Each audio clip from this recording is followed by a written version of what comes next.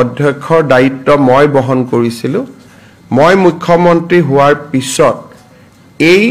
সমিতিখনৰ অধ্যক্ষৰ দায়িত্ব ৰণোজ পেগু ডাঙৰীয়াই গ্ৰহণ কৰে আৰু কেশৱ মহন্ত ডাঙৰীয়া ইয়াৰ সদস্য আছিলে সঞ্জয় কিষাণ ডাঙৰীয়া ইয়াৰ সদস্য আছিলে পৰৱৰ্তী সময়ত এই মন্ত্ৰীসভাৰ কমিটিখনত সঞ্জয় কিষাণ ডাঙৰীয়াৰ স্থানত পীযুষ হাজৰিকা জড়িত হয় ৰণোজ পেগু কেশৱ মহন্ত আৰু পীযুষ হাজৰিকা তিনিওজনৰ প্ৰচেষ্টাত এখন সুন্দৰ প্ৰতিবেদন আজি কেবিনেটৰ সন্মুখত প্ৰস্তুত কৰা হয় কেবিনেটে এই প্ৰতিবেদনখন গ্ৰহণ কৰে মন্ত্ৰীসভাৰ তিনিওগৰাকী গোটৰ সদস্যক ধন্যবাদ জনায় আৰু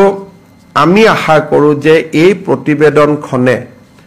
আমাৰ 6 জনগোষ্ঠীৰ আশা আকাংক্ষাক প্ৰতিনিধিত্ব কৰিব পাৰিব আৰু সমান্তৰালভাৱে বৰ্তমানৰ জনজাতি লোকসকলৰো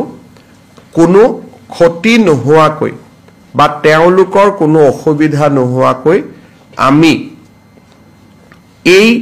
6 জনগোষ্ঠীৰ আশা আকাংক্ষা পূৰণ কৰিব পাৰিম আমাৰ লক্ষ্য আছিল যাতে এই গোটেই প্ৰক্ৰিয়াটোত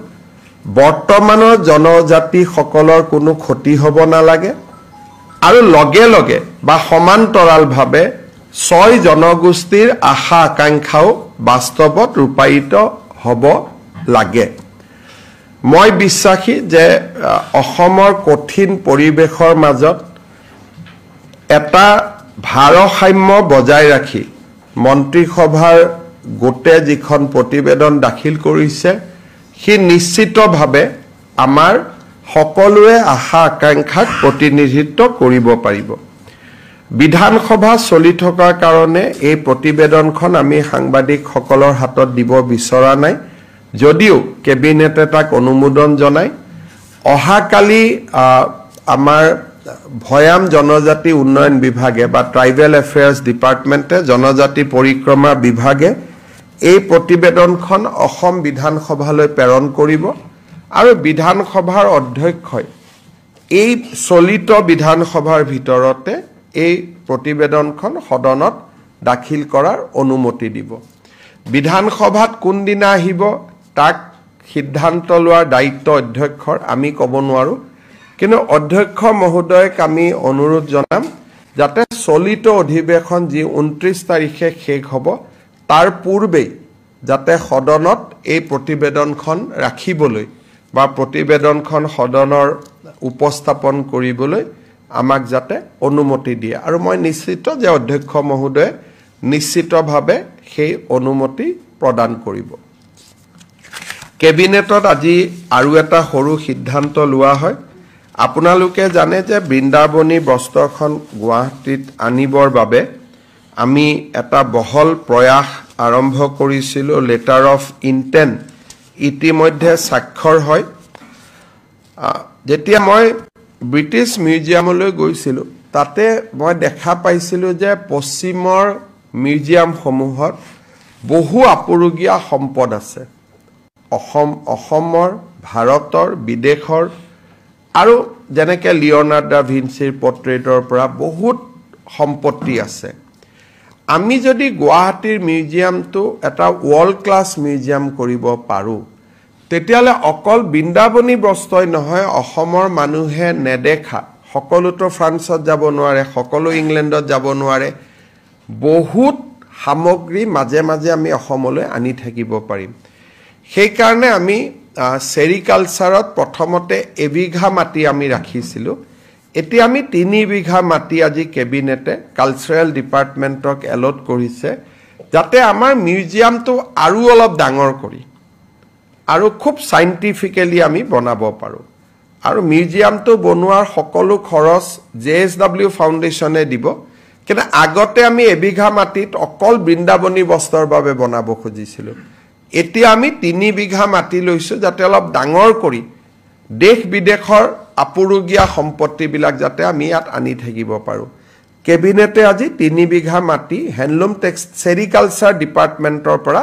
কালচাৰেল ডিপাৰ্টমেণ্টলৈকে হস্তান্তৰ কৰাত অনুমোদন দিয়ে JSW ফাউণ্ডেশ্যনে যদি ঘৰটো বনাব ঘৰ আৰু মাটি দুইটাৰ মালিকী স্বত্ব অসম চৰকাৰৰ সাংস্কৃতিক বিভাগৰ লগত থাকিব তেওঁলোকৰ এটো CSR ইনিচিয়েটিভ হে হ'ব কেবিনেটত আমাৰ সৰু এখন Assam survey and settlement training centre teacher service rule আছিল তাকো কেবিনেটে অনুমোদন জনায় আজি মাত্ৰ তিনিটাই সাবজেক্ট আছিল মেইনলি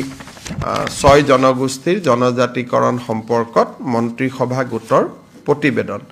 আপোনালোকৰ যদি কিবা প্ৰশ্ন আছে আপোনালোকে কৰিব পাৰে নহয় এইটোতো আমাৰ মিউজিয়াম আমাৰ সম্পত্তি অসমৰ এইটো হল দেশ বিদেশৰ সম্পত্তি এতিয়া আমাৰ অসমত আমি তিনিটা মিউজিয়াম বনাই আছো লাচিত বৰফুকনৰ যত আমি প্ৰতিমূৰ্তি বনাইছো তাত লগত আমি দুটা মিউজিয়াম বনাইছো যোৰহাটৰ সুকাফা ক্ষেত্ৰত আমি এটা মিউজিয়াম বনাইছো আমবাৰী মিউজিয়ামটো আছে ইয়াত কি আছে অসমৰ সম্পত্তি আছে পাণ্ডুলিপি আহোম সম্ৰাট তাৰ আগৰ ভাস্কৰ বৰ্মা এটো হল অসমৰ এই যেটো মিউজিয়াম হ'ব এই মিউজিয়ামটো দিল্লী মিউজিয়ামৰ পৰা এটা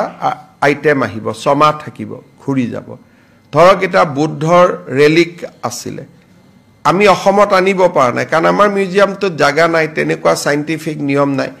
এইটো হল অকল দেশ বিদেশৰ সামগ্ৰী ইয়াত আহিব সমা থাকিব গুছি যাব হেকাৰণে এইটো মিউজিয়াম বেলেগ হেতু মিউজিয়াম বেলেগ যেটো আমাৰ মিউজিয়াম আছে বা আমি সুকাফা ক্ষেত্ৰত কৰিছো লাচিতত কৰিছো হেতু হল অসমৰ মিউজিয়াম এইটো যেটো মিউজিয়াম হ'ব ইয়াত ফ্ৰান্সৰ পৰা আহিব ৰাছিয়াৰ পৰা আহিব আমেৰিকাৰ পৰা আহিব দিল্লীৰ পৰা আহিব মুম্বাইৰ পৰা আহিব সমা থাকিলে আমি চালু আকৌ ঘুৰি গুছি গল এইটো এটা বেলেগ পাৰপাস গতিকে দুইটা ভিন্ন ভিন্ন মিউজিয়াম আৰু কি হ'ব